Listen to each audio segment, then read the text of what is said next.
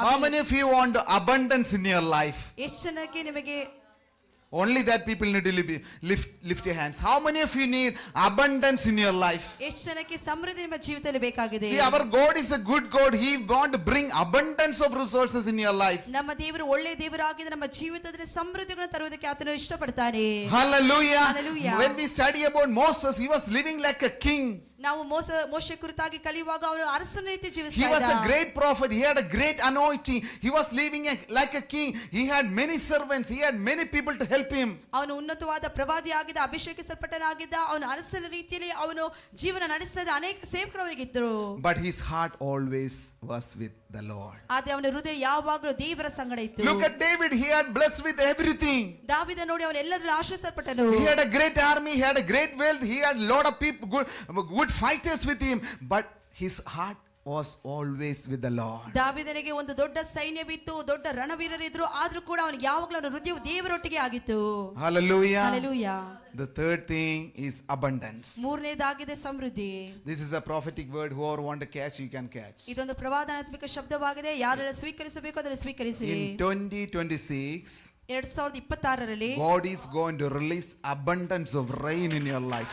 ದೇವರು ಒಂದು ಆ ಸಮೃದ್ಧಿಯ ಮಳೆಯನ್ನು ಸುರಿಸುವುದಕ್ಕಿದ್ದಾರೆ. The rain will sweep all over your places. ಆ ಮಳೆಯು ನಿಮ್ಮ ಎಲ್ಲ ಜಾಗಗಳನ್ನು ಹೊರಿಸುವಂತದ್ದಾಗಿರುತ್ತದೆ. Receive it wherever you are. ನೀವು ಎಲ್ಲೇ ಆಗಿದ್ದರೆ ಅದನ್ನು ಸ್ವೀಕರಿಸಿ. Receive it wherever you are. ನೀವು ಆಗಿರುವ ಸ್ಥಳದಲ್ಲಿ ಅದನ್ನು ಸ್ವೀಕರಿಸಿರಿ. The rain will sweep in your finances. ನಿಮ್ಮ ಹಣಕಾಸಿನ ವಿಷಯದಲ್ಲಿ ಮಳೆಯು ಸುರಿಯುತ್ತದೆ. The abundance of rain will come upon your spiritual life. ನಿಮ್ಮ ಸಮೃದ್ಧಿಯ ಮಳೆ ನಿಮ್ಮ ಆತ್ಮಿಕ ಜೀವಿತದಲ್ಲಿ ಸುರಿಯಲ್ಪಡುತ್ತದೆ. The abundance of rain will fall into this church. ಈ ಒಂದು ಸಮೃದ್ಧಿಯ ಮಳೆ ಸಭೆಯಲ್ಲಿ ಬೀಳುತ್ತದೆ. You will see the prosperity and the hand of the Lord. ನೀವು ಅಭಿವೃದ್ಧಿಯನ್ನು ದೇವರ ಹಸ್ತವನ್ನು ನೋಡ್ತೀರಿ. No one can stop you. ಯಾರು ನಿಮ್ಮನ್ನು ತಡೆ ಮಾಡೋದಕ್ಕೆ ಸಾಧ್ಯವಿಲ್ಲ. You will grow and grow higher and higher. ನೀವು ಹೆಚ್ಚಾಗಿ ನೀವು ಬೆಳೆಯುತ್ತಾ ಬರ್ತೀರಿ. No limitation, no kinds of lack can touch you. ಅದರಲ್ಲಿ ಯಾವುದೇ ಮಿತಿ ಇರುವುದಿಲ್ಲ, ಯಾವುದೇ ರೀತಿಯಾದ ತಡೆಗಳು ಉಂಟಾಗುವುದಿಲ್ಲ. Whatever you touch will be blessed. ಏನೇ ನೀವು ಮುಟ್ಟಿದ್ರು ಕೂಡ ಆಶೀರ್ವದಿಸಲ್ಪಡ್ತೀರಿ. Wherever the houses you entered, that house will be blessed. ಯಾವುದಾದ್ರು ಮನೆಗಳಲ್ಲಿ ನೀವು ಕಾಲಿಡ್ತೀರೋ ಆ ಮನೆಗಳು ಆಶೀರ್ವದಿಸಲ್ಪಡುತ್ತದೆ. Take it wherever you are. Clap your hands and take it wherever you are. ಚಪ್ಪಾಳೆ ಚಟ್ಟುತ್ತಾ ನೀವು ಆಗಿರುವಂತ ಸ್ಥಳದಲ್ಲಿ ಅದನ್ನು ಸ್ವೀಕರಿಸಿರಿ. Receive it wherever you are. ನೀವು ಸ್ವೀಕರಿಸಿರಿ, ಅದು ಎಲ್ಲೇ ಆಗಿದ್ರು The abundance of rain right now in the mighty name of Jesus. ಆ ಸಮೃದ್ಧಿಯಾದ ಮಳೆ ಯೇಸುವಿನ ನಾಮದಲ್ಲಿ ಉಂಟಾಗಲಿ. Lord, I pray for the abundance provisions. ದೇವರ ಸೌಲಭ್ಯಗಳಲ್ಲಿ ಒಂದು ಸಮೃದ್ಧಿ ಉಂಟಾಗಲಿ. Lord, let the heaven opens right now in the mighty name of Jesus. ಯೇಸು ಕ್ರಿಸ್ತನ ನಾಮದಲ್ಲಿ ಪರಲೋಕ ತೆರೆಯಲ್ಪಡಲಿ. Lord, release the angels for the people, Lord. ದೇವರ ಜನರ ಮಧ್ಯದಲ್ಲಿ ದೇವದೂತರನ್ನು ಇಳಿಸು. Let the doors of opportunity comes over the people. ಒಂದು ಅವಕಾಶದ ಬಾಗಿಲು ಜನರಿಗೆ ತೆರೆಯಲ್ಪಡುವಾಗ I pray for the new job, new business in the name of Jesus. ಹೊಸ ಕೆಲಸಕ್ಕಾಗಿ ಹೊಸ ವ್ಯವಹಾರಕ್ಕೋಸ್ಕರವಾಗಿ ಯೇಸುವಿನ ನಾಮದಲ್ಲಿ I ಪ್ರಾರ್ಥಿಸುತ್ತೇವೆ. pray for provisions, Lord, supernatural provisions. ಒಂದು ಉನ್ನತವಾದ ಸೌಲಭ್ಯಗಳಿಗೋಸ್ಕರವಾಗಿ ನಾನು ಪ್ರಾರ್ಥಿಸ್ತಾ ಇದ್ದೇನೆ. In Jesus' name I pray. ಯೇಸುವಿನ ನಾಮದಲ್ಲಿ ಪ್ರಾರ್ಥಿಸ್ತೇನೆ. This is a prophecy for Pastor Anu. ಇದು ಪಾಸ್ಟರ್ಗಿರುವಂತ ಒಂದು ಪ್ರವಾದನೆ Pastor, when you ಶಬ್ದವಾಗಿದೆ. pray for the people, ನೀವು ಜನರಿಗೋಸ್ಕರವಾಗಿ for the ಪ್ರಾರ್ಥಿಸುವಾಗ vehicles, ಅವ್ರ ಗಾಡಿಗೋಸ್ಕರವಾಗಿ you will see ನೀವು ನೋಡ್ತೀರಿ the vehicle manifest. ಆ ಒಂದು ದೇವರ ಶಕ್ತಿ ಚಲಿಸುವಂತದ್ದು. Just now God told me, Pastor, it's serious. You will see that. Whenever you pray for the people for a car or anything, it will manifest straight away. This church is going to be a prosper church. ಈ ಸಭೆ ಸಮೃದ್ಧಿಯ ಸಭೆ Whoever ಆಗಿದೆ. step into this church, they will be blessed. ಯಾರೆಲ್ಲ ಸಭೆಯಲ್ಲಿ ಕಾಲಿಡ್ತಾರೋ ಅವರು ಆಶೀರ್ವದಿಸಲ್ಪಡ್ತಾರೆ. The spirit of poverty cannot enter into this church. ಬಡತನದ ಶಕ್ತಿ ಸಭೆಯೊಳಗೆ ಪ್ರವೇಶಿಸುವುದಕ್ಕೆ ಸಾಧ್ಯ ಇಲ್ಲ. Whoever step into this church, their debt will be removed. ಯಾರೆಲ್ಲ ಸಭೆಯಲ್ಲಿ ಕಾಲಿಡ್ತಾರೋ ಅವರ ಸಾಲಗಳು ನೀಗಲ್ಪಡುತ್ತದೆ. Receive it wherever you are. ನೀವು ಆಗಿರೋದು ಜಗದಲ್ಲಿ ಸ್ವೀಕರಿಸಿರಿ. Riba baba bara sikele, riba baba baba karasiki, ribe bebe bebe resiki, re. I can see cars are parked in your new church building, in front of your new church building. ನಿಮ್ಮ ಹೊಸ ಸಭೆ ಕಟ್ಟಡ ಮುಂದೆ ಅನೇಕ ಕಾರುಗಳು park ಮಾಡಿರುವುದನ್ನು ನೋಡ್ತಾ ಇದ್ದೇನೆ. Like a circle. ಒಂದು ಸರ್ಕಲ್ ನ ಆಕಾರದಲ್ಲಿ. Re resikele. Also, I can see a palm tree in front of your new church. ಅದೇ ರೀತಿಯಾಗಿ ಒಂದು ಪಾಮ್ ಟ್ರೀ ಅನ್ನು ಕೂಡ ನಮ್ಮ ಸಭೆ ಮುಂದೆ ನೋಡ್ತಾ ಇದ್ದೇನೆ. Maratha rasikele. The church doesn't look like a church, but it is a church. ಸಭೆ ರೀತಿ ಕಾಣ್ತಾ ಇಲ್ಲ, ಆದ್ರೆ ಅದೊಂದು ಸಭೆಯಾಗಿದೆ.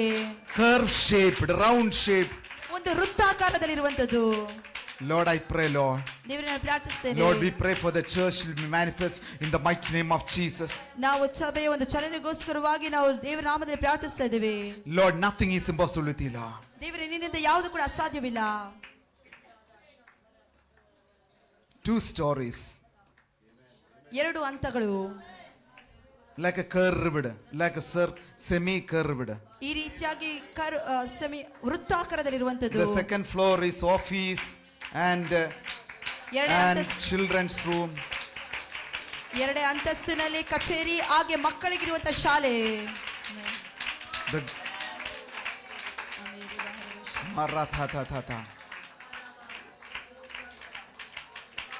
It's a great, looks like a modern building. ಅದೊಂದು Like a modern ಇರುವಂತ ಒಂದು ಕಟ್ಟಡವಾಗಿ ತೋರುತ್ತದೆ. That buildings you can see in Middle East, in Dubai and that kind of areas. Dubai ಆ ರೀತಿಯಾದ ಸ್ಥಳಗಳಲ್ಲಿ ಕಾಣಲ್ಪಡುವ ರೀತಿಯ ಕಟ್ಟಡವಾಗಿದೆ. Amen. Whoever comes to this church, you will start businesses. ಯಾರೇ ಸಭೆಗೆ ಬರ್ತಿರೋ ನೀವು ವ್ಯವಹಾರಗಳನ್ನು ಆರಂಭಿಸ್ತೀರಿ. You are going to fund for the missions. ನೀವು ದೇವರ ಸೇವೆಗೋಸ್ಕರವಾಗಿ ನೀವು ಕೊಡೋದಕ್ಕೆ ಹೋಗ್ತಾ ಇದ್ದೀರಿ. You are going to fund for the ministries. ದೇವರ ಸೇವೆಗಳಿಗೋಸ್ಕರವಾಗಿ ನೀವು ಕೊಡೋದಕ್ಕೆ ಹೋಗ್ತಾ ಇದ್ದೀರಿ. We are not going to beg to anyone. God will bring the provision to this place. ನಾವು ಯಾರೊಟ್ಟಿಗೂ ಅದನ್ನು ಕೇಳೋದಕ್ಕೆ ಹೋಗೋದಿಲ್ಲ. ದೇವರು ಇದೇ ಸ್ಥಳದಲ್ಲಿ ಅದನ್ನು ಒದಗಿಸುತ್ತಾನೆ. Our God is El Shaddai. ನಮ್ಮ ದೇವರು ಎಲ್ ಶಡೈ ಆಗಿದ್ದಾನೆ. He is Elohim. ಆತನು ಎಲೋಹಿಮ್ ಆಗಿದ್ದಾನೆ. He is Adonai.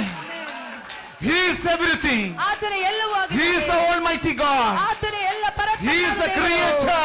ಆತನೇ ಸೃಷ್ಟಿಕರ್ತನು. He is the creator. ಆತನೇ ಸೃಷ್ಟಿಕರ್ತನು. He will create everything. ಆತನು ಎಲ್ಲವನ್ನೂ ಸೃಷ್ಟಿ ಮಾಡ್ತಾನೆ. No hell can stop it.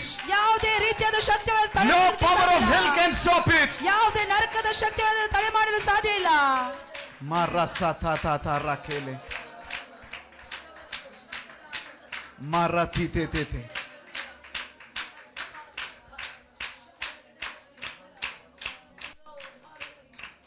Thank you, Lord.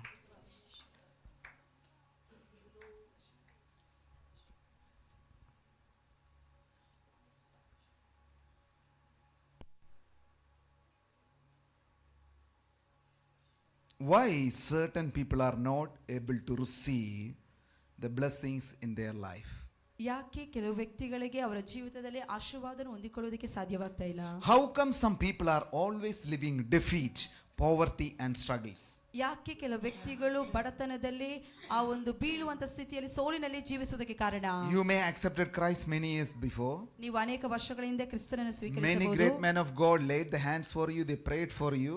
ಅನೇಕ ಉನ್ನತ ದೇವ ಸೇವಕರು ನಿಮಗೋಸ್ಕರವಾಗಿ ಪ್ರಾರ್ಥಿಸಿರಬಹುದು, ನಿಮ್ಮ ಮೇಲೆ You may ಹಸ್ತವನ್ನು fasted ಇಟ್ಟಿರಬಹುದು. and prayed. ನೀವು ಉಪವಾಸ ಮಾಡಿ ಪ್ರಾರ್ಥಿಸಿರಬಹುದು. Why certain blessings are not touching you? ಆದ್ರೆ ಯಾಕೆ ಕೆಲವು ಆಶೀರ್ವಾದಗಳು ನಿಮ್ಮನ್ನು ಮುಟ್ಟುವುದಕ್ಕೆ ಸಾಧ್ಯವಾಗ್ತಾ ಇಲ್ಲ? Not reaching you. ಯಾಕೆ ನಿಮ್ಮನ್ನು ತಲುಪುವುದಕ್ಕೆ ಸಾಧ್ಯವಾಗ್ತಾ Why ಇಲ್ಲ? always there is a struggle? ಯಾಕೆ ಯಾವಾಗಲೂ ಒಂದು ಕಷ್ಟ ಅದರಲ್ಲಿ Why ಇದೆ? always a failure? ಯಾಕೆ ಯಾವಾಗಲೂ ಒಂದು ಅಪಜಯ? I tell you, ನಾನು ಹೇಳ್ತೀನಿ, it could be certain kinds of curses are operational in your life with your knowledge or without your knowledge. ಕೆಲವು ರೀತಿಯಾದ ಶಾಪಗಳು ನಿಮ್ಮ ಜೀವಿತದಲ್ಲಿ ಅದು ಕ್ರಿಯೆ ಮಾಡ್ತಿದೆ, ನಿಮಗೆ ತಿಳಿಯೋದೇನೋ ಅದು ಕ್ರಿಯೆ ಮಾಡ್ತಾ ಇದೆ. What is the definition of a curse? ಏನಾಗಿದೆ ಆ ಶಾಪ ಎಂಬುದು ಪದದ ಅರ್ಥ? If you want, you can write it down. ನಿಮಗೆ ಬೇಕಾದ್ರೆ ನೀವು ಬರೆದುಕೊಳ್ಬಹುದು. A curse is a spoken evil word. ಶಾಪ ಎಂಬುದು ಹೇಳಲ್ಪಟ್ಟಂತ ಒಂದು ಕೆಟ್ಟ ಮಾತಾಗಿದೆ. Once again, a curse is a spoken evil word. ಶಾಪ ಅನ್ನುವಂಥದ್ದು ಒಂದು ಕೆಟ್ಟದಾಗಿ ಹೇಳಲ್ಪಟ್ಟಂತ ಒಂದು ಮಾತಾಗಿದೆ. Or a written decree ಅಲ್ಲ ಬರೆಯಲ್ಪಟ್ಟಂತ ಒಂದು ಆಜ್ಞೆ against a person, ಒಂದು ವ್ಯಕ್ತಿಯ ವಿರುದ್ಧವಾಗಿ, place ಆ ಜಾಗದ ಕುರಿತಾಗಿ, or a thing. ಅಥವಾ ಒಂದು ವಸ್ತುವಿನ ವಿರುದ್ಧವಾಗಿ. I will read it together. ಅದನ್ನು ಒಟ್ಟಾಗಿ ಸೇರಿ ಓದೋಣ. A curse is a spoken evil word or a written decree against a person, a place or a thing.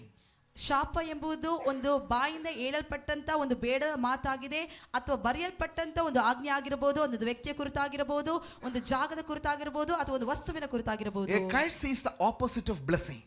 ಶಾಪ ಅದು ಆಶೀರ್ವಾದದ ವಿರುದ್ಧವಾಗಿದೆ. Look at your neighbor and say, curse is the opposite of blessing. ನಿಮ್ಮ ಪಕ್ಕದ ವ್ಯಕ್ತಿಯನ್ನು ನೋಡಿ ಹೇಳಿರಿ, ಶಾಪವು ಆಶೀರ್ವಾದದ ವಿರುದ್ಧ ಎಂಬುದಾಗಿ.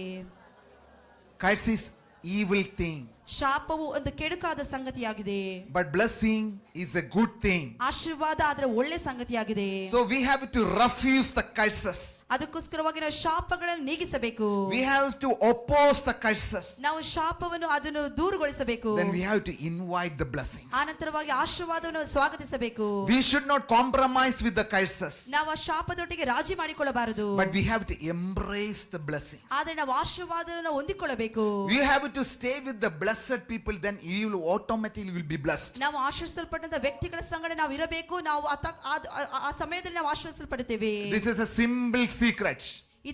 ಒಂದು ಸರಳವಾದಂತ ಒಂದು ಗುಟ್ಟಾಗಿದೆ. For example, ಉದಾಹರಣೆಗೆ your pastor and pastor family is a blessed family in this area. ನಮ್ಮ ಪಾಸ್ಟರ್ ಹಾಗೆ ಪಾಸ್ಟರ್ ಕುಟುಂಬ ಈ ಒಂದು ಸ್ಥಳದಲ್ಲಿ ಆಶೀರ್ವಿಸಲ್ಪಟ್ಟ I ಕುಟುಂಬವಾಗಿದೆ. can say that they are tremendously blessed. ನಾನು ಹೇಳ್ತೇನೆ ಅವರು ಅತಿ ಉತ್ತಮವಾಗಿ ಆಶೀರ್ವಿಸಲ್ಪಟ್ಟಿದ್ದಾರೆ. If you are ready to stick with him, ನೀವು ಅವರ ಜೊತೆ ಇರುವುದಕ್ಕೆ ನೀವು the ಸಿದ್ಧರಾಗಿದ್ದೀರಿ, same prosperity and the blessings is upon him, it will fall into you. ಅವರಲ್ಲಿರುವಂತಹ ಅದೇ ಸಮೃದ್ಧಿ ಅದೇ ಆಶೀರ್ವಾದ ನಿಮ್ಮ ಮೇಲೆ ಕೂಡ ಹರಿಯುವುದಕ್ಕೆ But ಸಾಧ್ಯವಾಗ್ತದೆ. if you talk any word against him, ಆದ್ರೆ ಯಾವ್ದಾದ್ರೂ ಒಂದು ಮಾತು ಅವರ ವಿರುದ್ಧವಾಗಿ ಮಾತನಾಡಿದರೆ automatically the curses will come upon you. ಆ ತಕ್ಷಣವೇ ಆ ಶಾಪಗಳು ನಿಮ್ಮ ಮೇಲೆ ಬರುತ್ತದೆ. I don't want to put any fear upon you. ಯಾವುದೇ ಭಯ ನಿಮ್ಮ ಮೇಲೆ ಹಾಕಬೇಕೆಂಬುದಾಗಿ ನನಗೆ ಇಷ್ಟ It ಇಲ್ಲ. is in the Bible. ಅದು ಸತ್ಯವೇದದಲ್ಲೇ ಇದೆ. Moses was a ಮೋಶೆಯು great man of God. ಮೋಶೆಯು ದೇವರಲ್ಲಿರುವಂತಹ ಉನ್ನತ ಮನುಷ್ಯನಾಗಿದ್ದರು. God used him to split the Red Sea. ದೇವರು ಕೆಂಪು ಸಮುದ್ರ ವಿಭಾಗಿಸುವುದಕ್ಕಾಗಿ ಆತನು When he ಉಪಯೋಗಿಸಿದರು. stuck the stick on the rock split into two, the water gushed out. ಅವನು ಬಂಡೆ ಮೇಲೆ ಆ ಕೋಲಿನಿಂದ ಹೊಡೆಯುವಾಗ ಆ ಬಂಡೆ ಸೀಲಲ್ಪಟ್ಟು ಅದರಿಂದ ನೀರು ಹರಿಯುವಂತೆ When ಮಾಡಿದನು. he prayed, the manna came, the ravens came. ಅವನು ಪ್ರಾರ್ಥಿಸುವಾಗ ಮನ್ನ ಬಂದಿತ್ತು, ಹಾಗೆ ಲಾವಕಿಗಳು ಬಂದವು. He done many supernatural miracles. ಅವನು ಅತಿಶಯವಾದ ಅನೇಕ ಅದ್ಭುತಗಳನ್ನು ಮಾಡಿದನು. But when the time came, ಆದ್ರೆ ಸಮಯ ಬಂದಾಗ Moses' wife died. ಮೋಶೆಯ ಹೆಂಡತಿ ತೀರಿ ಹೋದಳು. She married another black woman. ಅವನು ಇನ್ನೊಂದು ವ್ಯಕ್ತಿಯನ್ನು ಮದುವೆಯಾದನು. She was from Ethiopia. ಅವರು ಎಥಿಯೋಪಿಯಾ ಎಂಬುದಾಗಿರುವ ಜಾಗದಲ್ಲಿರುವಂತವರಾಗಿದ್ದರು. But his sister didn't like that person. ಆದ್ರೆ ಅವರ ಸಹೋದರಿ ಅವರ ಅಕ್ಕನಿಗೆ ಆ ವ್ಯಕ್ತಿ ಇಷ್ಟ ಆಗಿರ್ಲಿಲ್ಲ. She spoke against Moses. ಅವಳು ಮೋಶೆ ವಿರುದ್ಧವಾಗಿ Moses, ಮಾತನಾಡಿದಳು. how come you married this women, the black women from another country? ಮೋಶೆಯೊಟ್ಟಿಗೆ ಆ ಅಕ್ಕ ಕೇಳಿದಳು, ಯಾಕೆ ಈ ಒಂದು ಕಪ್ಪು ವರ್ಗದಲ್ಲಿರುವಂತ ಅಲ್ಲಿಂದ ಹುಡುಗಿಯನ್ನು ಮದುವೆ ಆದ ಎಂಬುದಾಗಿ. Bible says that ಸತ್ಯವೇದ ಹೇಳ್ತದೆ, God called Miriam out of her tent. ದೇವರು ಮಿರ್ಯಾಮಳನ್ನು ಅವಳ ಪಾಳ್ಯದಿಂದ ಹೊರಗೆ ಕರೆತಂದರು. God said, Miriam, come out. ದೇವರು ಮಿರ್ಯಾಮಳೊಟ್ಟಿಗೆ ಹೊರಗೆ ಬಾ ಎಂಬುದಾಗಿ Aaron, come out. ಆರೋನನಿಗೆ ಹೊರಗೆ ಬರುವುದಕ್ಕೆ ಹೇಳಿದರು. Stand in front of the tent. ಆ ಒಂದು ಪಾಳ್ಯದ ಹೊರಗೆ ನಿಲ್ಲಿ ಎಂಬುದಾಗಿ. Then God asked a question. ಆನಂತರವಾಗಿ ದೇವರು ಒಂದು ಪ್ರಶ್ನೆ ಕೇಳಿದರು. Who are you to judge my servant Moses? ನನ್ನ ಸೇವಕನಾಗಿರುವ ಮೋಶೆ ವಿರುದ್ಧವಾಗಿ ಮಾತನಾಡೋದಕ್ಕೆ ನೀವು ಯಾರು ಎಂಬುದಾಗಿ. Look at that. God himself asked a question. ದೇವರು ಆತನೇ ಒಂದು ಪ್ರಶ್ನೆ ಕೇಳ್ತಾ ಇದ್ದಾನೆ. See, man of God and women of God, whenever you go to challenges, you don't worry. The same question God will ask. ದೇವರಲ್ಲಿರುವಂತ ನೀವು ದೇವರ ಮನುಷ್ಯ ನೀವು ಯಾವುದೇ ರೀತಿಯ ಸವಾಲುಗಳು ಹೋಗುವಾಗ ನೀವು Look at that. ಎದುರು the Lord, God asked to Miriam, who are you to judge my servant Moses? ದೇವರು ಮಿರ್ಯಾಮಳೊಟ್ಟಿಗೆ ಕೇಳ್ತಾ ನನ್ನ ಸೇವಕರಾದ ಮೋಶೆ ವಿರುದ್ಧವಾಗಿ ಮಾತನಾಡೋದಕ್ಕೆ ನೀನು ಯಾರು ಎಂಬುದಾಗಿ. Bible says that ಸತ್ಯವೇದ ಹೇಳ್ತದೆ, straight away Miriam struck with the leprosy, her flesh become like a snow.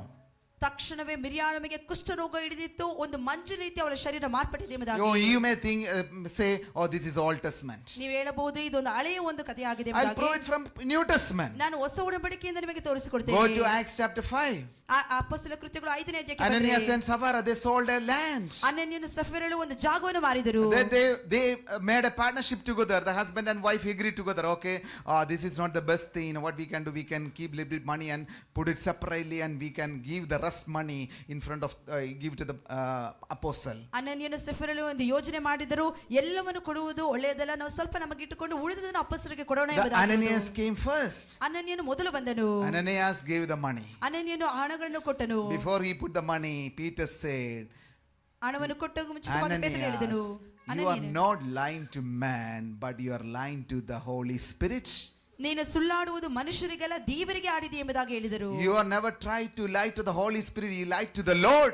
ನೀನು ಪವಿತ್ರಾತ್ಮನಿಗೆ ಸುಳ್ಳಾಡೋದಕ್ಕೆ ಪ್ರಯತ್ನಿಸಿದ ದೇವರೊಟ್ಟಿಗೆ ಸುಳ್ಳಾಡಿದೆ ಎಂಬುದಾಗಿ Bible says that ಸತ್ಯವೇದ ಹೇಳ್ತದೆ. immediately he collapsed and died. ಆ ತಕ್ಷಣ ಕೂಡಲೇ ಬಿದ್ದು ಪ್ರಾಣ ಬಿಟ್ಟನು ಎಂಬುದಾಗಿ. Hallelujah. Hallelujah. The people, I'm not talking about the Old Testament, I'm talking about the New Testament. ನಾನು ಹಳೆ ಒಡಂಬಡಿಕೆ ಕುರಿತಲ್ಲ ಹೊಸ ಒಡಂಬಡಿಕೆಯಲ್ಲಿ ಇರುವಂತದನ್ನೇ ಮಾತನಾಡ್ತಾ ಇದ್ದೇನೆ. Don't try to make fun with the man of God, you will be in trouble. ದೇವರ ಮನುಷ್ಯನ ವಿರುದ್ಧವಾಗಿ ಯಾವುದೇ ರೀತಿಯಾದಂತ ನೀವು ಒಂದು ತಮಾಷೆ ಮಾಡಬೇಡ್ರಿ ನೀವು. A few years after 3 hours, his wife came. 3 ಗಂಟೆಲಾದ ನಂತರವಾಗಿ ಅವನ ಹೆಂಡತಿ ಸಫೀರಳು ಬಂದಳು. Then she also said, no, we got only this much money. But the Peter said, see, look at that. The same people who buried your husband still waiting outside. They will bury you. One word straight away she collapsed and she also got buried. Received a good funeral ನಾವು service. ಅಷ್ಟೇ ಹಣಕ್ಕೆ ಮಾರಿದೆ ಎಂಬುದಾಗಿ ಆ ತಕ್ಷಣ ಪೇತ್ರನು ಹೇಳಿದು, ನಿನ್ನ ಗಂಡನನ್ನು ಹೂಡಿಟ್ಟಂತ ವ್ಯಕ್ತಿಗಳು ಅಲ್ಲೇ ಇದ್ದಾರೆ ಎಂಬುದಾಗಿ ಆ ಮಾತಿಗೆ ಸಫೀರಳು ಕೂಡ ಅಲ್ಲೇ ಬಿದ್ದು ಪ್ರಾಣ ಬಿಟ್ಟಳು. Hallelujah. Hallelujah. Look at your neighbor and say, don't play with the man of God. ಪಕ್ಕದಲ್ಲಿ ವ್ಯಕ್ತಿಗಳನ್ನ ನೋಡಿ ಹೇಳ್ರಿ, ಯಾವುದೇ ಕಾರಣಕ್ಕೂ ದೇವರ ಮನುಷ್ಯರೊಟ್ಟಿಗೆ ಆಟ ಆಡಬೇಡಿ ಎಂಬುದಾಗಿ. Don't play with the God, women of God. ದೇವರು ನೇಮಿಸಿದಂತ ಆ ದೇವರ ಆ ಸ್ತ್ರೀ ವಿರುದ್ಧವಾಗಿ ನೀವು ಆಟ ಆಡಬೇಡಿ ಎಂಬುದಾಗಿ ಹೇಳ್ರಿ. See, I'm not going for that subject. Do not bring any kind of curses in your life. ನಾನು ಆ ವಿಷಯಕ್ಕೆ ಹೋಗುವುದಿಲ್ಲ. ಯಾವುದೇ ಕಾರಣಕ್ಕೂ ನಿಮ್ಮ ಜೀವಿತದಲ್ಲಿ ಶಾಪಗಳನ್ನು ತಂದುಕೊಳ್ಬೇಡ್ರಿ. Today God is warning you. ಇವತ್ತು ದೇವರು ನಿಮಗೆ ಎಚ್ಚರಿಕೆ ಕೊಡ್ತಾ ಇದ್ದಾರೆ. Don't make fun of a man of God. ದೇವರ I'm ಮನುಷ್ಯನ not talking about ವಿರುದ್ಧವಾಗಿ this pastor, your pastor, any man of God. ನಮ್ಮ ಪಾಸ್ಟರ್ ಮಾತ್ರ ಯಾವ ದೇವ ಸೇವಕರಾದ್ರೂ ಕೂಡ ಅವರಿಗೆ ನಾವು ಗೇಲಿ ಮಾಡಬಾರದು, ಅವರೊಟ್ಟಿಗೆ ನಾವು ಆಟ If ಆಡಬಾರದು. you make fun of about a man of God, you are making fun about the Holy Spirit. ನೀವು ದೇವರ ಮನುಷ್ಯನ ವಿರುದ್ಧವಾಗಿ ಗೇಲಿ ಮಾಡುವುದಾದ್ರೆ ನೀವು ದೇವರಿಗೆ ಗೇಲಿ ಮಾಡುವಂತ ರೀತಿ ಆಗ್ತದೆ. God will use the people in a different ways. ದೇವರ ವ್ಯಕ್ತಿಗಳನ್ನು ಹಲವು ರೀತಿಗಳಲ್ಲಿ ಉಪಯೋಗಿಸ್ತಾರೆ. You know, Prophet T.B. Joshua, you know how he used to pray for the people. He just kicked the leg. They will straight away, they get up from the wheelchair. He touched the leg. ಪ್ರವಾದಿ ಆಗಿರುವಂತ TB. ಜೋಶಫ್ pastor ಯಾವ ರೀತಿಯಾಗಿ ಪ್ರಾರ್ಥಿಸ್ತಾರೆ ಗೊತ್ತಾ? ಅವರು ಕಾಲಿನಲ್ಲಿ ಈಗ ಹೊದಿತಾರೆ, ಪ್ರಾರ್ಥಿಸ್ತಾರೆ. ಆ ಸಮಯದಲ್ಲಿ ಆ ವ್ಯಕ್ತಿಗಳು ಸೌಖ್ಯವಾಗ್ತಾರೆ. Sometimes he lay the hands. ಕೆಲವೊಮ್ಮೆ ಅವರು ಕೈಗಳನ್ನು ಚಾಚ್ತಾರೆ. That's his habit. ಅದು ಅವರ ಒಂದು ಅಭ್ಯಾಸ. That doesn't mean he is demonic. ಅದರ ಅರ್ಥ ಅವರು ಸೈತಾನದಿಂದ ಒಳಪಟ್ಟವರು ಎಂಬುದಾಗಲ್ಲ. You know, in a Christ boy, in our society, we made a wrong understanding. If we see